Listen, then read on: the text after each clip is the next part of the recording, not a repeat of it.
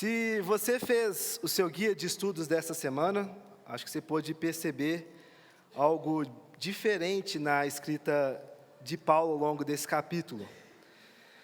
Sabe aquele momento na história, uma história está sendo contada e de repente parece que algo diferente, mas que não é diferente, é introduzido na história? É exatamente isso que acontece aqui nesse trecho que nós vamos estar lendo essa manhã. Paulo vem contando, apresentando, tendo toda uma narrativa, todo um tom para o capítulo 7, onde ele está procurando orientar os cristãos de Corinto sobre como devem se relacionar. Obrigado, Pedro. Como devem se relacionar sexualmente, tanto dentro do casamento como fora do casamento, como eles devem lidar com as pressões e expectativas da sociedade em relação a casamento, sexualidade e celibato. E, de repente, Paulo vem e introduz dois temas bem distantes, muito diferentes. Que coisa, né? Vamos lá, abra sua Bíblia. Em capítulo 7 de 1 Coríntios, versículo 17. Capítulo 7, versículo 17. Eu vou estar lendo na Revista e Atualizada, se você tiver pelo celular e quiser acompanhar. Capítulo 7, versículo 17.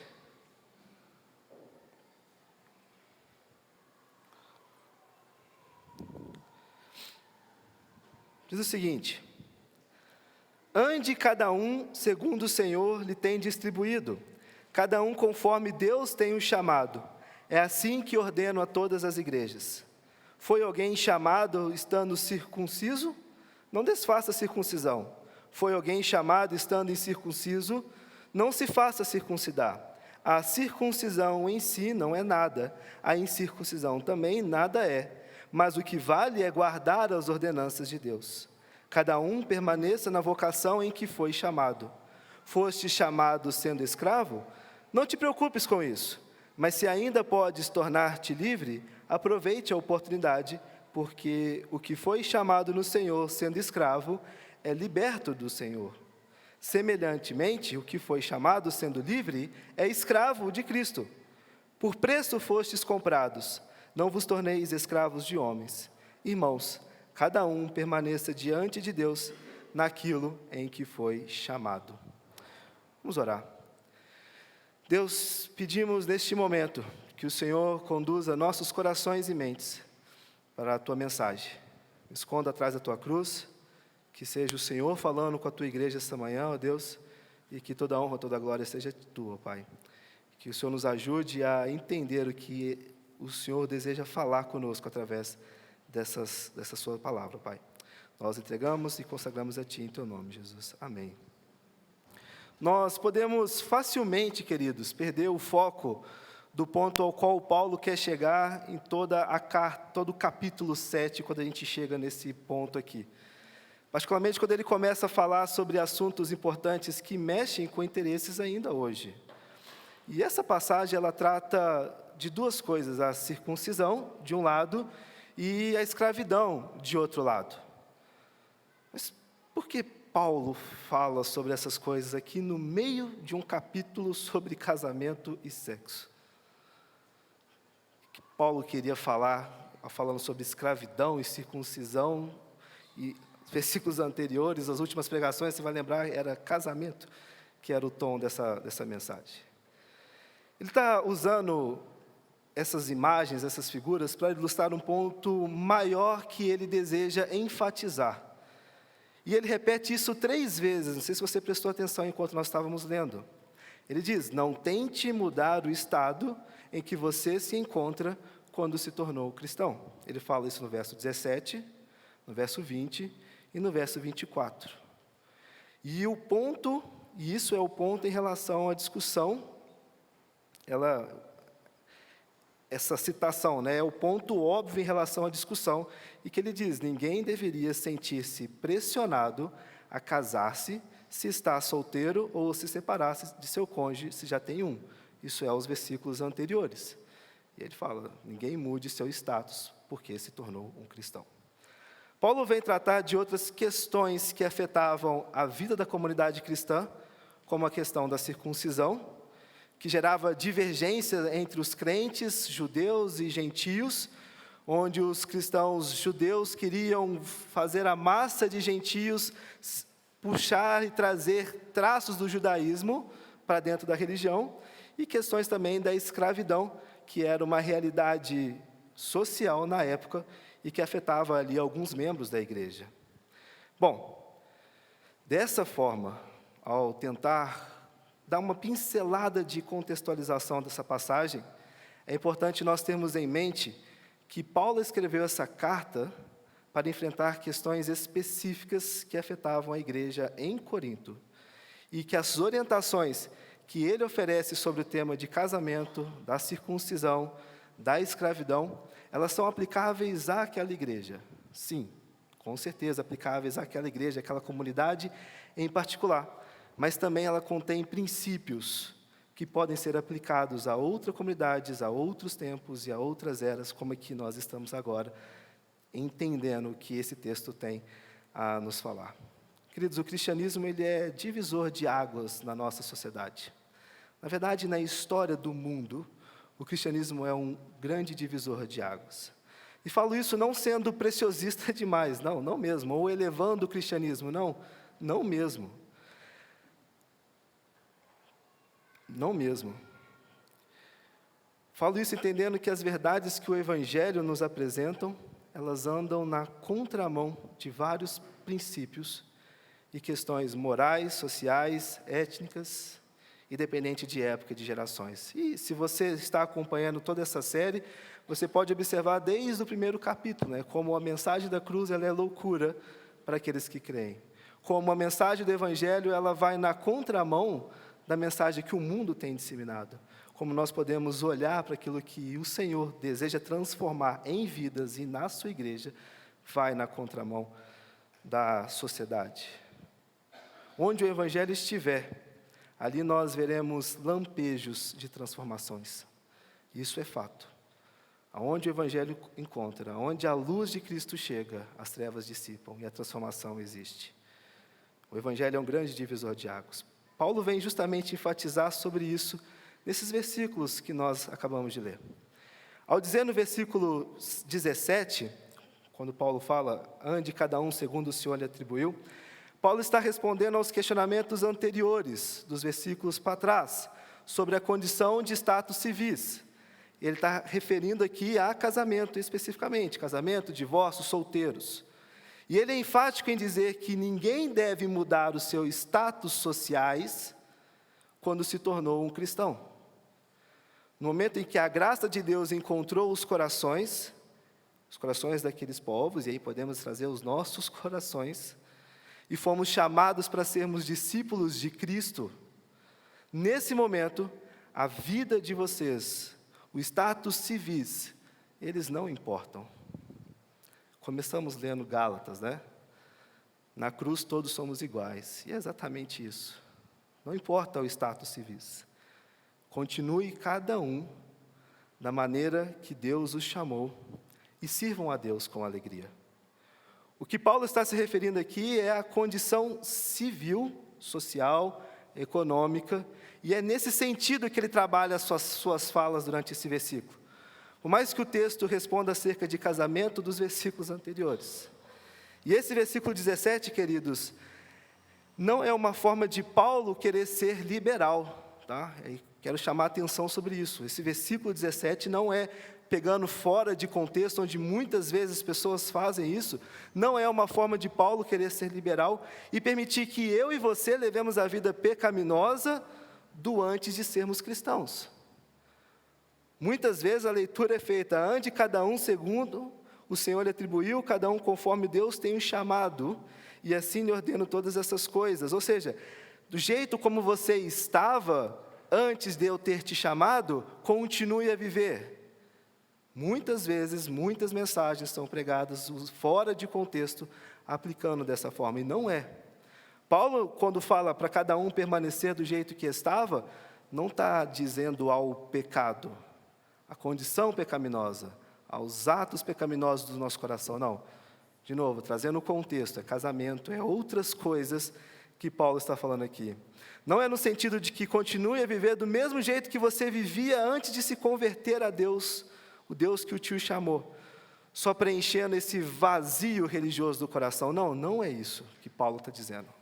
E, queridos, isso é muito importante ressaltar, porque em um contexto como o de Corinto, onde tinha muita promiscuidade, muito pecado dentro da igreja, a gente está observando isso a cada domingo, a cada mensagem, a cada leitura você pode observar isso, poderia ser muito facilmente interpretado errado as palavras de Paulo. As pessoas acharem que poderiam continuar da mesma forma, depois que foram convertidas, depois que Jesus os chamou. Se hoje, com toda a Escritura, com todos os ensinamentos, com toda a compilação do Evangelho, nós ainda conseguimos fazer uma exegese errada de textos bíblicos, quem diria naquela época, pegando frações de textos como eles estavam pegando. E nós interpretamos de maneira equivocadas. Se realmente fosse isso que Paulo estava dizendo aqui, ele estaria indo contra ele mesmo. Alguns domingos atrás falamos do capítulo 6, no versículo 9, Paulo começa uma lista de condições e de pecados que elas não são aceitas. E quando a gente para e analisa todo o contexto bíblico, ela vem justamente mostrar, olha, existe um compêndio, condições de questões que envolvem o nosso coração, que são atos de pecados e eles não são aceitos. A cruz anula a condenação. E nós precisamos abrir mão, abandonar essas práticas, deixar esses atos de lado. Quando Paulo diz essas palavras, ele está dizendo que o chamado de Deus não altera a vocação da vida. E aí é casado, solteiro, celibato, tudo aquilo que está sendo conversado. É o que os versículos anteriores nos dizem. E mais ainda, o chamado de Deus é uma excelente oportunidade de podermos glorificar a Deus aonde nós estamos inseridos, aonde vocês estão inseridos, dentro do matrimônio que Deus os colocou, dentro do status civis que Deus o permitiu estar. A pessoa não está para sempre presa a essa condição. Antes, Paulo quer dizer que ao chamar alguém dentro de determinada condição, essa condição em si é absorvida no chamado e assim santificada para aquele que foi chamado. Da mesma forma, ao salvar uma pessoa nessa condição civil, tá? Casamento, Cristo com isso atribui à pessoa como local para ela viver a vida em Cristo. Nesse contexto, tendo isso em mente, isso significa estar casado, seja com um crente ou um descrente. Isso não tem relação alguma com o chamado vocação, no sentido de ocupação ou meio de vida. Então, queridos, em seus status civis, que estão no momento, e agora nós aqui, façam tudo o que for possível e o impossível para glorificar a Deus. Se vocês se converteram já casados, glorifique a Deus no casamento, no matrimônio. Se vocês se converteram depois de casados, glorifiquem a Deus no casamento, no matrimônio. Se seu cônjuge não é cristão ou cristã, faça aquilo que é possível, que está em suas mãos, para glorificar a Deus dentro do casamento, na condição onde Deus o chamou, aonde Deus o colocou. Vocês que são solteiros, aproveitem o momento em que estão e glorifiquem a Deus sendo solteiros. Eu sei que é difícil pra caramba. A gente sofre, dói, é complicado. E glória a Deus, daqui a pouco eu vou mudar o dedo aqui, do anel. Mas eu sei, eu entendo quem é solteiro, mas glorifique a Deus, mesmo estando na condição em que você está. Não precise mudar o seu status ou se forçar a mudar só porque você se converteu. É isso que Paulo está querendo dizer. E uma coisa interessante no final desse versículo 17, é que Paulo termina dizendo, é assim que ordeno em todas as igrejas.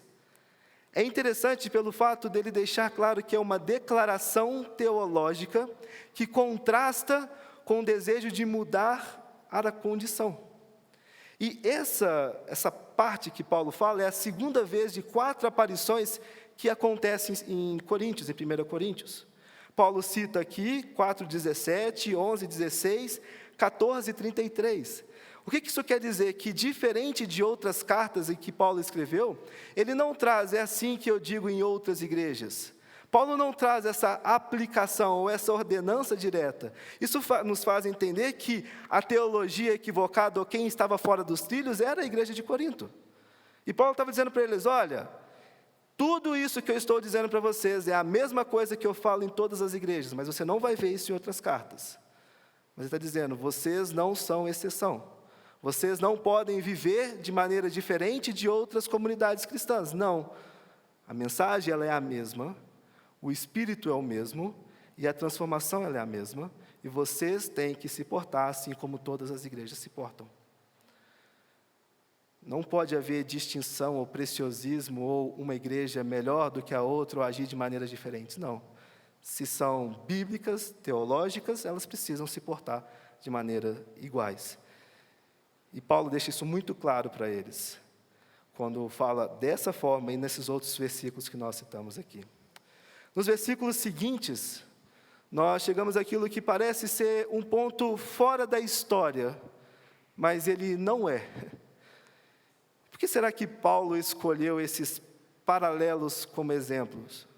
E o que nós aprendemos com essas histórias menores, circuncisão e escravidão, quando olhamos para elas em si como ilustrações de algo maior? Bom, vamos gastar um tempo pensando sobre isso.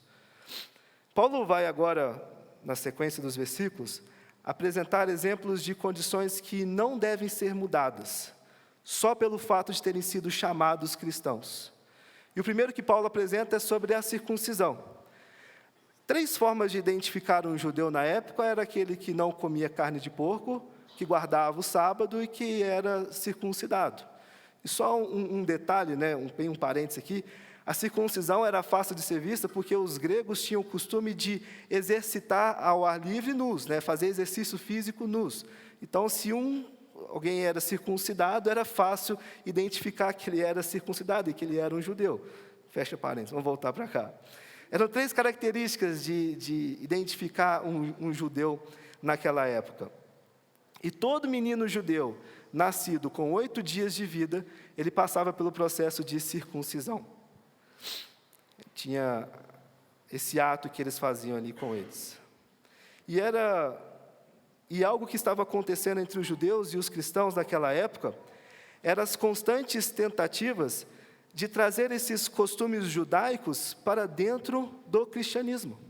A carta de Gálatas, ela é um exemplo clássico desse embate de Paulo com os cristãos judeus, que queriam impor sobre aqueles que não eram judeus, trazer todos esses apetrechos da religião judaica para dentro do cristianismo.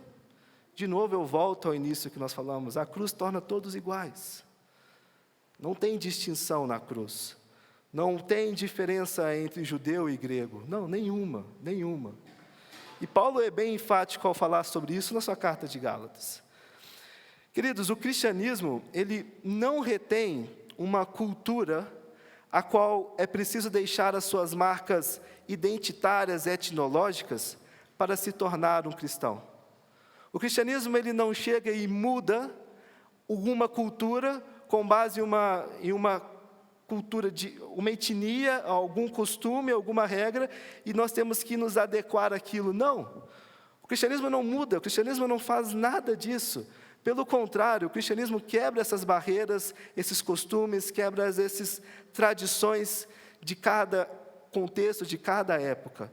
O cristianismo coloca e torna todos no mesmo pé de igualdade. E isso é um enorme problema que a igreja ela enfrentou ao longo de toda a sua história. Parece que no processo e no ato evangelístico, nós esquecemos esses textos e deixamos de olhar sobre como é a igualdade do evangelho e começamos a trazer o evangelismo junto com a nossa cultura. É só a gente parar um pouco e olhar a história e ver como muitos povos foram mudados. Glória a Deus porque o evangelho chegou, mas com isso veio junto a cultura querendo mudar a forma de como as pessoas deveriam enxergar o evangelho. Ninguém tem que fazer algo identitário, etnicamente falando, para se tornar um cristão. Quando eu estava no seminário, eu venho de uma igreja muito tradicional, muito tradicionalista, na verdade. Muito enraizada, muito forte isso. E a gente teve um dia lá no seminário, estava falando sobre música cristã, né? Veio um ministro de música de fora, ele era do seminário nos Estados Unidos, era ministro da igreja lá. Não estou falando dos Estados Unidos, tá? Estou falando do contexto da minha igreja, que era muito fechada. E ele veio e ele começou a falar e a ensinar sobre a forma como a igreja dele tratava a música. Aí ele disse que lá na igreja tinha um coral e tinha uma orquestra. E na orquestra tinha instrumentos de percussão. Aí, lembro, foi até a Thaís que perguntou, mas se tem instrumentos de percussão, então poderemos ter bateria? Ele virou e falou assim, não, bateria é pecado. Separado pode, junto é pecado. É isso aí, vocês entenderam. Percebam como muitas vezes nós queremos trazer a nossa cultura e querer impor. Reflexo disso é que há 60 anos que existe a igreja lá, nós não temos nenhum instrumento de percussão. Mas em uma orquestra, em um coral, podemos ter um bumbo, alguma coisa batendo. Mas no louvor nós não podemos. E ignoramos traços culturais para poder enquadrar a nossa necessidade. Gálatas 3:28, Paulo expressa um dos seus princípios básicos. Não há judeu, não há grego, não há escravo, não há livre, não há homem, mulher. Todos nós somos iguais em Cristo Jesus. E por essa razão, nós não temos que colocar cultura, tradição, apetrechos, nada, somente o Evangelho. E o Evangelho vai ditar as regras. Com isso, Paulo está enfatizando a estes irmãos que não era necessário mudar a sua condição identitária etnicamente por causa do Evangelho do chamado de Cristo. Versículo 19, ele diz, a circuncisão em si não é nada, a incircuncisão também nada é, mas o que vale é guardar as ordenanças de Deus. A circuncisão em si não é nada, ela tem um valor étnico, religioso, para os judeus, mas para o cristianismo nenhum valor. Não tem nenhum valor se pegar o menino com 8 dias de vida e circuncidar. Ou você já é um adulto e passar pela circuncisão. Não tem nenhum valor em si este ato. Mas para o judaísmo, sim, tem algum valor. E é possível a gente observar a questão do valor, o peso étnico dessa circuncisão, quando nós temos judeus ateus se circuncidando. Percebam que não é só pelo ato religioso, mas se tornou uma cultura, uma tradição deles como sociedade, passar e fazer essas coisas. Dessa forma, Paulo está dizendo que isso não é nada, e o que realmente importa é a obediência, guardar as ordenanças de Deus. E aqui a obediência, ela é a obediência que procede da fé, fé verdadeira, que anda junto com obediência, fruto da fé em Jesus. Um parêntese, que nós sabemos bem, enquanto Paulo é enfático sobre obras e sobre fé, o quanto ele fala sobre andar em obediência, ele está focando no aspecto da fé aqui, da fé que é gerada a partir do processo de salvação, quando temos um encontro, quando somos chamados por Deus, e a partir daquele momento Deus passa a habitar dentro de nós, e aí nós temos a fé, e essa fé é gerada e nos promove, nos condiciona à obediência. Não são atos de obras que levam à fé, mas são a fé em Jesus que nos leva a atos de obra, que nos levam à obediência. É nesse sentido que Paulo está dizendo aqui. Olha, de nada importa a circuncisão, o importante é obedecer, mas não são obras. O importante é a fé imputada, dada por Deus em nós, para através dessa fé podermos glorificar a Deus obedecendo ao Senhor. E aí tem a obediência. A obediência vem através do conhecimento, através da palavra, através do ensino, através de tudo aquilo que nós já conhecemos e experimentamos do que o Evangelho promove dentro de cada coração. Então, não são cultura, não são aspectos religiosos, mas sim obediência promovida através da fé. Deixa eu te dar um exemplo de um período que eu estive na Índia. Eu participei de um diálogo, uma discussão / diálogo, sobre uma coisa muito pertinente que traz luz a isso que nós estamos falando aqui. Kun Sindur, são 2 palavras, tá? São dois atos. E kunku e sindu é uma espécie de uma tinta vermelha, usada com cúrcuma, ingredientes naturais e mercúrio.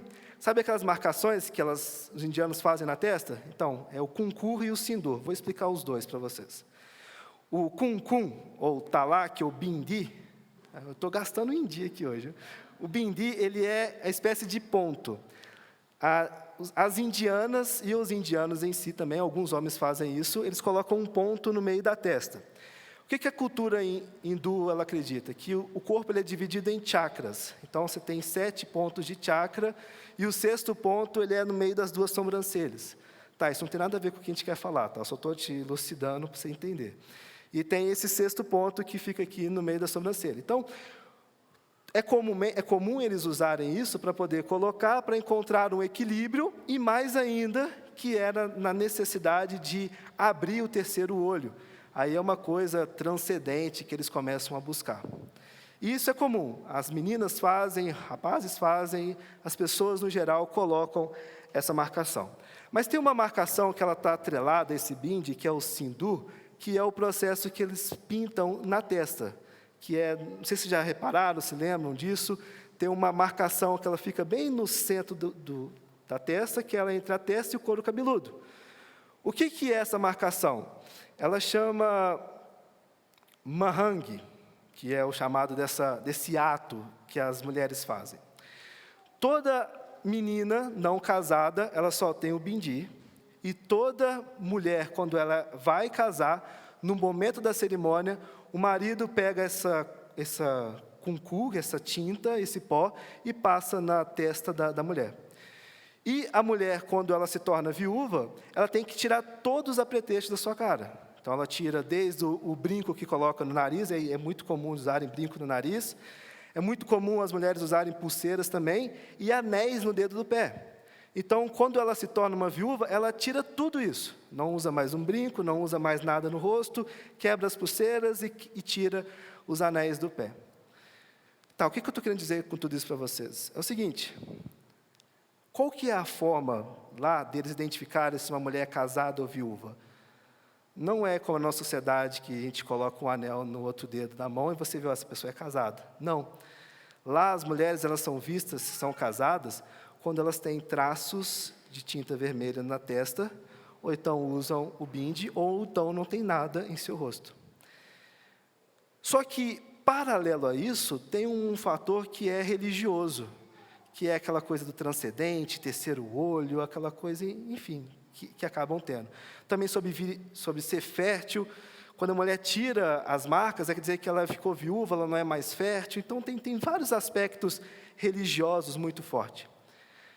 E tem um outro ponto também, que a Índia ela é, culturalmente falando, um país regido pela religião. Foi uma coisa milenária. Então, tudo que envolve na Índia, ela também tem uns traços da própria religião. E eu digo isso porque, no período que eu estive lá, era momento de eleição, e lá era parlamento, o primeiro-ministro falou, como discurso da sua política, um só povo, uma só língua e uma só religião. Então, a gente percebe como a religião ela domina e dita as regras da sociedade. E qual que era a discussão aqui das mulheres? Poxa, se isso é um ato religioso, agora que eu me converti, eu tenho que parar de ficar fazendo essas marcações no rosto? Foi pesada essa conversa e não tem uma resposta. Por quê? Quando a gente está nos pequenos centros, nas vilas, e lá o contexto de vilas é muito forte, né? A religião dentro das vilas, ela predominantemente é 100% hindu, são casos raros que você tem cristianismos e muçulmanos, mas predominantemente é hindu que tem, grande parte, e a perseguição ela é muito forte. Quando você sai dos pequenos vilas e vai para os grandes centros, para as capitais, para as cidades grandes, é muito mais fácil você ver pessoas sem marcações no rosto por influências do mundo ocidental. É muito comum isso. Inclusive, você vê até na própria roupa, né, das pessoas que é diferente. Mas nas pequenas vilas, não. E grande parte da Índia está concentrada nas pequenas vilas, nos vilarejos. E a conversa foi levantada. E agora, o que a gente faz? A gente deixa de usar as marcações ou a gente continua usando as marcações? direto, agora tem um tempo que eu já não tenho recebido, mas diversas vezes eu recebia mensagens e relatos de mulheres que eram espancadas, mortas, expulsas de casa por causa da sociedade, nem era pelo marido, mas é por causa da sociedade que via as mulheres andando na rua sem marcações em seu rosto. E para eles era inaceitável, mas ela está casada ainda, como ela está sem a marcação? Como ela não tem mais esses traços marcando que ela é uma casada ou não? Isso levantou grandes debates lá dentro. E o ponto que eles encontraram foi, olha, se você entende que isso não tem nenhuma finalidade religiosa, não tem por que você deixar de usar. Se para você isso não traz uma busca pelo transcendente, uma abertura pelo terceiro olho, por que você vai deixar de marcar a testa e colocar a bolinha na testa? Porque o fator social, ele é muito mais predominante naquele momento de imagem, de testemunho, do que ela simplesmente deixar de usar porque ela vai mostrar que ela é cristã. Às vezes, na nossa leitura, ouvindo isso ou pensando, por não passar por um momento de uma igreja perseguida, a gente muitas vezes não sente o peso ou a dor que isso gera nas pessoas. Lá, a cada... não sei se eu vou exagerar nisso, mas acho que todo dia deve ter alguma perseguição, alguma igreja, alguma coisa acontecendo contra alguns cristãos. E eu tenho alguns relatos, depois, se você quiser, eu posso contar algumas coisas sobre isso. Mas então, não justifica, só pelo fato de querer mostrar que ela é cristã, que ela vai deixar de usar se tem um fator social muito forte. Mas desde que ela entenda que não tem nenhum poder religioso sobre ela utilizar essas marcações. Quis trazer essa história para poder contextualizar a vocês que o Evangelho não vem para mudar culturas, desde que não seja pecado. Se para aquelas mulheres, para aquelas pessoas, for uma necessidade buscar o transcendente, mesmo sendo cristãos, então não. Então você não pode usar. Não dá para você usar, porque ou você adora a Deus ou você adora as trevas. A qual Deus você está adorando? Ah, eu confio em Deus, mas eu também quero buscar aqui o meu ponto de equilíbrio? Não. O Evangelho diz que não é dessa forma. Não tem como servir a dois senhores. Mas se eu entendo de que isso é só uma marca, e eu vou mostrar para a sociedade essa marca, mas eu sou casado e eu amo a Deus, e isso não tem poder nenhum para mim, continue vivendo. Como é que a gente aplica o que Paulo está dizendo? Olha, se você é uma mulher indiana, se você é uma mulher indiana, e você se converteu, não precisa mudar as marcas da sua identidade étnica por causa do cristianismo, desde que isso não seja pecado, desde que isso não te leve a atos de pecado, a adoração a outros deuses. Basicamente, em linhas gerais, é isso que Paulo está querendo dizer. Então, você que é judeu, não precisa se circuncidar. E mais ainda, você não precisa, existe uma cirurgia que é reverter a circuncisão.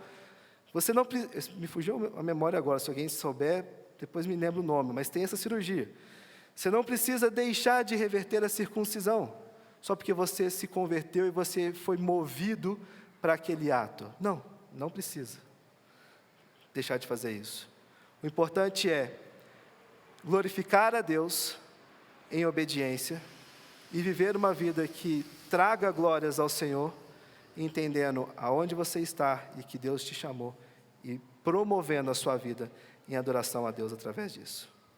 Só para fechar este aspecto étnico, existe de fato coisas que elas são um pecado, queridos. E nós sabemos que são adorações a falsos deuses, a demônios, coisas que talvez por gerações que vão se passando, perdem ali alguns pesos religiosos, mas que são problemáticos, que são adorações erradas.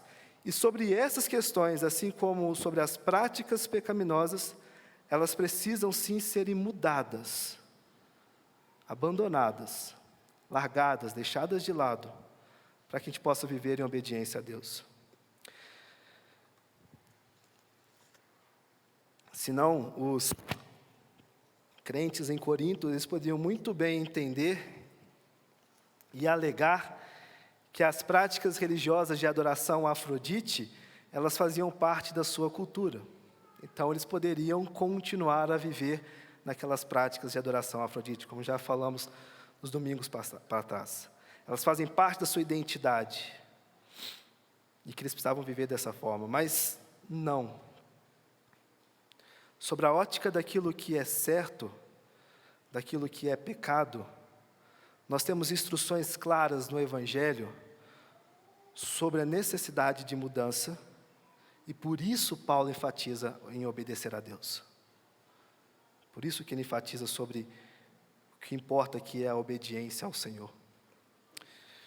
Um último detalhe sobre a obediência e circuncisão é que Paulo sabia tão bem quanto qualquer outro judeu que a circuncisão ela era um mandamento de Deus. E, de certa forma, ele estava dizendo, e a gente precisa recorrer a Romanos para poder entender e falar sobre isso, que há um novo tipo de obediência aos mandamentos e que é necessário nascer de novo através de Jesus e do Espírito, para que, através disso, desse novo nascimento, a gente experimente essa graça de Deus em nós. Então, não mais necessário a circuncisão. E é isso que conta. Portanto, não se deixe pressionar para mudar sua posição, seja uma ou seja outra. Em Jesus, nós já temos toda a condição que precisamos para viver. Por isso, a salvação vem primeiro, gerando a fé, consequentemente, atos de obediência, e aí são os frutos da salvação, não a obediência que gera a salvação, mas sim os frutos da salvação. Beleza, entendemos os aspectos étnicos, agora Paulo vem falar no sentido social, econômico, e ele ilustra isso com a escravidão. Uma das grandes conquistas do século XIX, em sua maior parte, foi pelo trabalho de cristãos devotos, foi a abolição do comércio de escravos. E isso, a Cláudia pode falar até com propriedade, depois, historicamente, como cristãos colaboraram no processo de libertação do processo de escravidão. Certo? Beleza. Com certeza, Paulo não está dizendo que o tema escravidão não é importante. Não é isso, tá, queridos?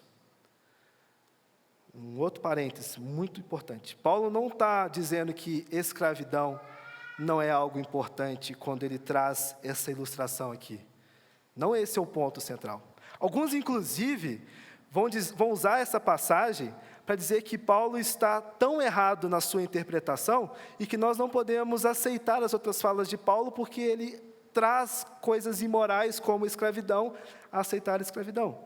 Mas não é esse o ponto. Paulo não está dizendo que a escravidão não é o problema. Não, não é isso. Paulo não deixa isso claro, nem é intuito de Paulo ao falar dessa forma. O que Paulo está querendo dizer, o seu ponto central, é que até mesmo a distinção entre escravos e livre, que era tão central na sociedade antiga, não é importante em comparação à posição que alguém tem em Jesus. A distinção entre escravos e livres não é tão importante quanto a comparação que nós temos em Jesus. O diálogo existia, a diferença existia, mas isso era nada comparado à posição que quaisquer pessoas têm em Jesus. Isso é o que Paulo está dizendo. Existe, é real, mas em Jesus a conversa ela é outra, o assunto é outro. Se você era um escravo quando se tornou um cristão, não deveria buscar constantemente tornar-se livre, como se tudo dependesse disso, é o que Paulo está dizendo. Da mesma forma, se você era livre e se tornou um escravo, você era livre, você não deve buscar tornar-se um escravo. E às vezes, até interessante esse ponto, né? Porque fazia parte da cultura as pessoas se entregarem como escravos. Elas se vendiam como escravos, para às vezes pagar uma dívida, fugir de alguém, ou então risco de morte, ela ia até determinadas pessoas e se vendiam como escravos. E Paulo está dizendo, olha, se você, você se tornou cristão e não era escravo, não procure se submeter a julgo de escravidão. E do contrário, se você é um escravo e se converteu, não procure, com todas as suas forças, ser livre da escravidão. Vou abrir um parênteses aqui, mais um parênteses. Vou ser bem breve nesse texto, eu acho que é muito pertinente a gente trazer essa elucidação aqui. A escravidão na antiguidade era uma instituição presente em diversas culturas e era uma prática amplamente aceita e regulamentada. As formas de escravidão variavam, mas geralmente envolviam pessoas que foram capturadas em guerras, vendidas por suas famílias por motivos financeiros, ou que se tornavam escravas por dívidas não pagas. Os escravos eram considerados propriedade e eram submetidos a trabalhos forçados, muitas vezes em condições brutais. No entanto, é importante lembrar que a escravidão no mundo antigo não era baseada em raça, cor, como a escravidão de negros que ocorreu no mundo ocidental. Isso não significa, queridos, que a escravidão na antiguidade fosse menos cruel ou injusta, mas sim que as motivações e formas de opressões eram diferentes. É necessário considerar o contexto histórico e cultural de cada época para compreender as complexidades da escravidão em diferentes períodos da história. E por que eu li esse texto? Para justamente trazer mais luz ao nosso entendimento. Por muitas vezes olhamos para a escravidão, quando a Escritura fala, enviesado, tendo um pensamento daquilo que aprendemos da história, de negros sendo vendidos e de plantações de algodão, de cana, onde tem vários negros trabalhando. Mas não, a escravidão no primeiro século, a escravidão nesse mundo oriental, era diferente do que nós experimentamos e vimos na sociedade. O contexto, a raça, não era medido por raça, não era medido por poder aquisitivo, pelo contrário. Às vezes, muitas pessoas ricas e intelectuais eram escravizadas por ter seus povos dominados por outros povos. A escravidão, ela era diferente. E ter isso em mente é muito pertinente e importante para fazer uma análise, uma exegese correta do texto. Quando Paulo fala, não importa a escravidão, não é aquela coisa pesada, não que não seja pesado, tá bom? Não é isso. Mas não é aquela coisa pesada que nós vimos na história. É um outro contexto de escravidão, é uma outra forma, é uma outra maneira. O ponto central que Paulo fala aqui é mostrar que, mesmo existindo escravidão, a forma como cada indivíduo deveria ver o Evangelho e a sua vida não é na ótica de sua posição social, econômica, mas sim na ótica do Evangelho. E ele fala para esses irmãos, não gaste energia tentando ser livres. Não gaste energia buscando a liberdade, mas viva glorificando a Deus, mesmo sendo escravo. Soa como antagônico, né? Sou escravo, vou viver glorificando a Deus, não vou buscar a liberdade, mas é isso que ele está dizendo. Faça o seu melhor trabalho. Faça com dedicação. Sirva, mesmo estando na condição que está. Mas ele diz, e se porventura existir uma oportunidade de você ser livre, agarre essa oportunidade. Seja livre, viva a vida em liberdade, mas não motive o seu coração pela busca pela liberdade, mas sim motive o seu coração para viver glorificando a Deus, aonde você está. Faça o seu melhor trabalho, mesmo sendo um escravo. Exato, mas é isso. Não mude essa condição em que você está, só porque você se tornou um cristão, mas viva em obediência, demonstrando aquela fé que Deus te deu, gerando frutos de obediência. Era isso que Paulo estava querendo dizer. Isso soa muito antagônico à nossa sociedade hoje. Ainda mais uma sociedade muito militante, que consegue fazer as devidas exegeses de épocas e povos, que não consegue fazer as devidas exegeses de épocas e povos. Isso soa como se o Evangelho fosse opressor, mal, ruim, quando, na verdade, o que nós encontramos aqui são ricas porções de amor, de graça, de misericórdia, dadas de graça a nós. somos libertos no Senhor. Paulo está dizendo que o escravo, ele é liberto no Senhor. Ele não recebe a libertação física, não. Só porque ele se tornou um cristão agora, quer dizer que ele está livre das suas amarras físicas. Não, não é isso. Mas está dizendo, em Jesus, você é liberto da sua alma, da pior condenação que há no mundo. Não é o seu trabalho escravo, mas é o preço que a sua vida ia pagar no inferno, se você não fosse liberto por Cristo. Em Jesus temos essa liberdade. Engano nosso achar que não somos escravos, trazendo para nós aqui hoje. Pois na verdade nós somos, queridos. Não somos literalmente falando. Não vivemos em um regime opressor, ainda não. Mas nos escravizamos no campo da mente, das emoções, dos sentimentos, das ideologias, e nos submetemos a regimes muito piores do que regimes físicos. E por vezes, nós julgamos estarmos livres, pois podemos andar, falar, expressar, fazer várias coisas, e no íntimo, nós não conseguimos enxergar as correntes que nos prendem. Paulo está sendo literal, obviamente, aqui, falando sobre escravidão, literalmente falando. Mas ele fala no versículo 23, por preço fostes comprados, não vos tornei escravos de homens. A humanidade foi comprada por um alto preço.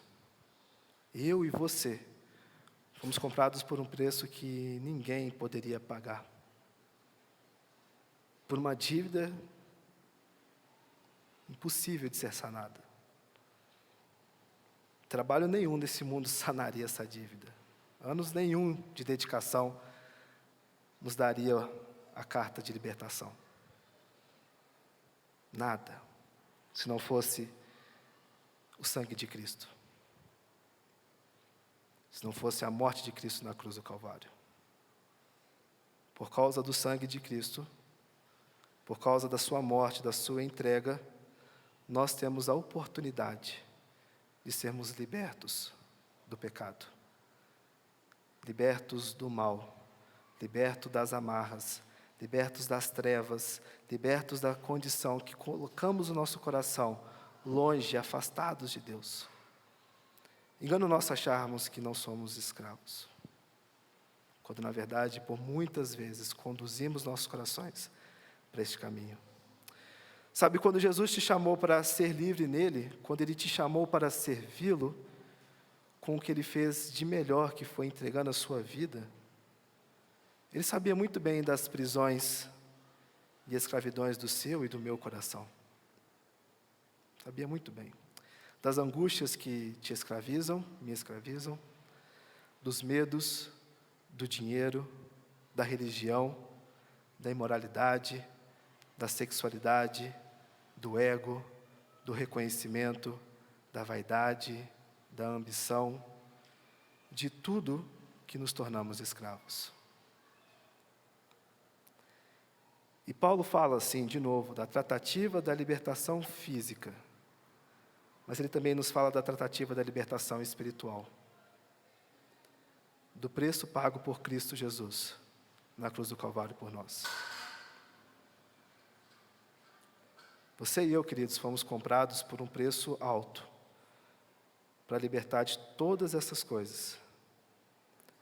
Por esta razão, ele fala também, não vos tornei escravos de homens, e aí podemos ir para nós, do mundo ou de nós mesmos. Não submeta a sua vida a esse jugo de escravidão. E experimente a graça de Deus que pode te libertar, te conduzir, te mostrar o quão grandioso e o quão gracioso foi o ato de Jesus na cruz por mim e por você. Para a gente encerrar, o que essa passagem não ensina e não significa? Ela não ensina a aceitar as práticas religiosas como aceitáveis. Ela não ensina isso. Todas aquelas práticas que são culturais, religiosas. E a gente permanece naquelas práticas. mesmo sendo cristãos. Ela não ensina isso. Ela também não ensina que a escravidão ela é aceitável. Não, a escravidão não é aceitável. Mas ele está falando por um outro contexto, por uma outra forma, por um outro viés. Mostrando sobre a condição do coração do escravo, não da escravidão em si. Ela também nos ensina, e aí nós não gastamos tempo para falar sobre isso, mas muitas pessoas acabam usando desse texto para dizer que cristãos não podem ser prósperos, não podem trabalhar, não podem crescer na vida. Não, essa passagem não ensina isso. E pelo contrário, se você tiver a oportunidade de crescer, de ser um empresário, de ter uma boa condição financeira, tenha. Faça isso e abençoe a outros. Use daquilo que Deus está te dando para você abençoar a outros. Essa passagem não ensina isso. E algumas pessoas vão sempre ir para essa passagem para falar sobre miséria. Mas não, essa passagem não fala isso. Essa passagem nos ensina que a conversão não nos obriga a alterar a condução da vida. Quando nós nos convertemos, não somos obrigados a mudar os status de vida, desde que não sejam pecados. E que Deus chama diferentes pessoas com grande diversidade para servir, e que a fé em Cristo nos capacita para servir a Deus. E todos nós podemos servir a Deus da melhor forma do mundo, da maneira que nós fomos vocacionados. E com isso nós fechamos uma saída de Paulo do assunto casamento, para justamente enfatizar 3 vezes: cada um permaneça da forma como estava quando foi chamado. E aí depois Paulo vai continuar falando sobre o casamento. Mas ele usou 2 exemplos para poder mostrar que as condições que estão ao nosso redor, elas não precisam ser mudadas só pelo fato de que nos tornamos cristãos. Quando o que é importante é o nosso coração, a nossa mente e o entendimento daquilo que Deus fez por nós na cruz. E a partir daí, fazer o nosso melhor com atos de obediência. Nós somos libertos, queridos, por um alto preço que não conseguiríamos pagar. E isso tem que ser o maior motivo de entendimento de como podemos contextualizar nossas vidas ao Evangelho. Na verdade, como o Evangelho pode mudar as nossas vidas, nesse sentido. E a partir daí viver glorificando a Deus. Que o Senhor nos ajude a experimentarmos mais a sua graça e a entendermos mais daquilo que o Evangelho, a mensagem do Evangelho, pode mudar e transformar em nossas vidas. Deus, nós te louvamos, ó Pai, por essa manhã. Obrigado, Deus, pela tua palavra, obrigado pela sua mensagem. Obrigado, Senhor, porque em Jesus nós somos libertos. O Senhor pagou um alto preço, Deus, por nós. E este alto preço, Deus, nos livrou das amarras do pecado, da nossa condenação. E a partir daí, Deus, nós podemos experimentar um cristianismo muito mais leve do que poderíamos imaginar, ó Deus. A tua mensagem, ela é uma mensagem de alegria, mensagem de leveza, ó Deus, aos nossos corações, não de opressão, não de peso, ó Deus, derramado sobre nós, mas sim de refrigério, Pai. E nós choramos e louvamos ao Senhor por isso, ó Deus, porque pelo teu sacrifício nós podemos encontrar esse refrigério. Assim como o Senhor fala lá em Mateus 11, ó Deus, vinde a mim todos que estão cansados, sobrecarregados, e eu vos aliviarei. É nesse sentido, Deus, que nós podemos encontrar no Senhor, na tua mensagem, o refrigério para as nossas vidas, ó Pai. E não mais ter a necessidade de buscar, de fazer coisas para podermos mudar as nossas condições, o status em que nós estamos, e engajar, ó Deus, naquilo que é energia desnecessária. Quando o que o Senhor espera de nós são corações obedientes, corações transformados, corações que entendem, ó Deus, a verdadeira mensagem do teu Evangelho. Que o Senhor ajude a mim, ajude a tua igreja, ajude a todos nós, ó Deus, a podermos gozar e experimentar constantemente esses lampejos da sua graça, ó Pai. Nós oramos a Ti gratos por tudo, Jesus. Em Teu nome. Amém.